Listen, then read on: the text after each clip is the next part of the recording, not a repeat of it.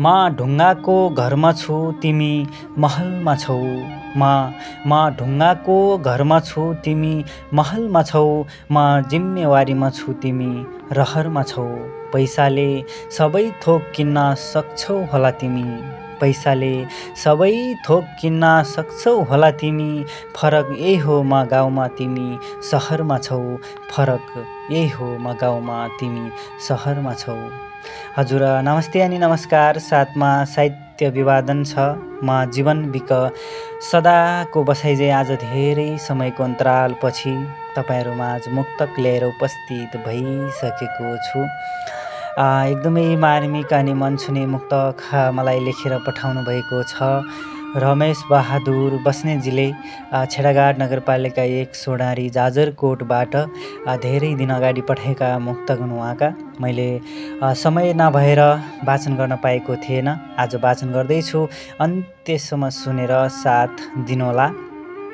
साथी श्रोताहरू, तपाईँहरू पनि यस्तै गजल अनि मुक्तकहरू लेख्नुहुन्छ र मेरो आवाज मार्फत प्रसारण गराउन चाहनुहुन्छ भनेपछि मेरो फेसबुक पेजलाई फलो गर्नुहोला र मसँग जोडिएर आफूले लेखेका गजल अनि मुक्तकहरू मलाई इनबक्समा आएर आफ्नो नाम ठेगानासहित लेखेर पठाउन सक्नुहुन्छ।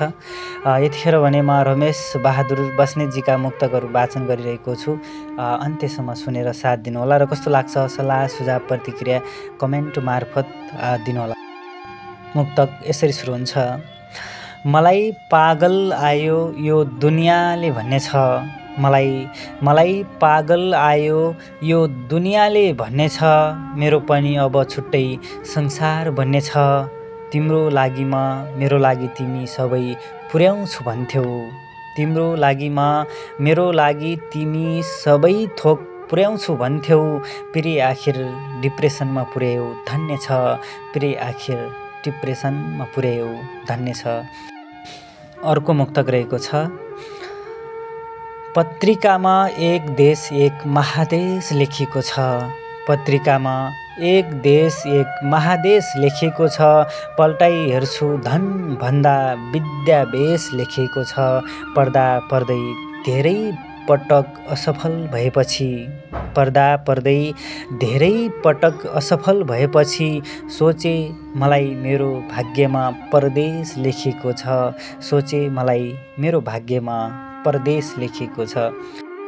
अर्को मुक्तक रहेको छ जो कि अन्तिम मुक्तक। जल स्रोतको दोस्रो धनी देश भन्दा हुन्छ नेपाल। जल स्रोतको दोस्रो धनी देश भन्दा हुन्छ नेपाल। सीमा बेच्ने छिमेकीलाई धन्दा हुन्छ नेपाल। जनता मरे सिनको समेत हल्लिँदैन यहाँ। जनता मरे सिनको समेत हल्लिँदैन यहाँ। देश बेच्नेहरू मरे भने बन्द हुन्छ नेपाल। देश बेच्नेहरू मरे भने बन्द हुन्छ नेपाल।